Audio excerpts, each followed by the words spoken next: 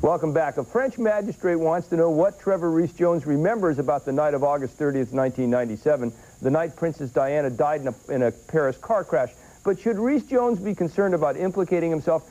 Jim, let me just give you a hypothetical. Suppose that it turns out that Trevor Rees-Jones knew that Henri, whose last name I can't remember. Paul. Henri Paul, thank you. Henri Paul was allegedly drinking that evening.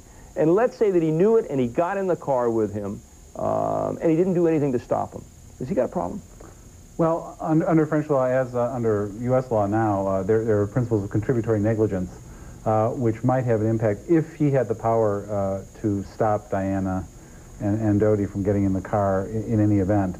I don't know how seriously that would be taken and how important that is to the judge's ultimate findings of liability. It does have some implications, though, for implicating his employer, since he worked for Dodi Fayed as Diana's bodyguard. Do they have criminal negligence in France? Yes, they do. I mean, could you argue that he was criminally negligent in letting someone who he knew shouldn't be driving drive?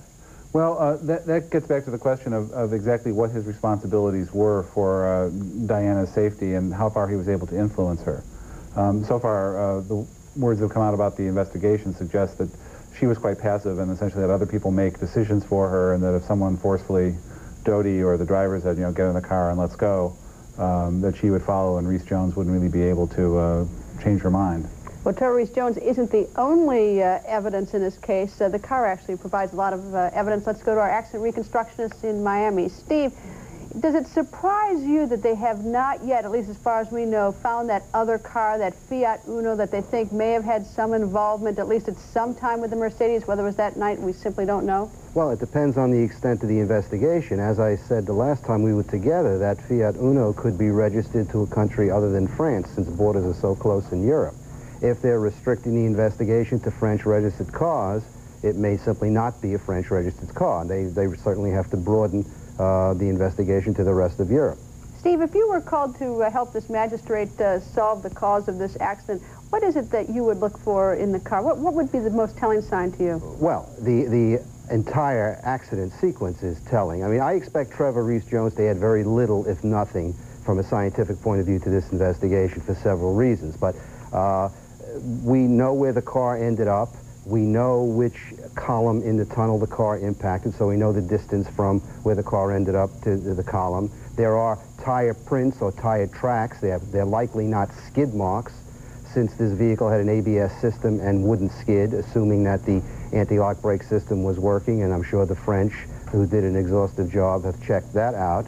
So we would basically work backwards from the final position of the vehicle to where it impacted the column, then the crush damage to the vehicle, using the appropriate scientific principles, will enable us to determine how much energy was dissipated in the crash.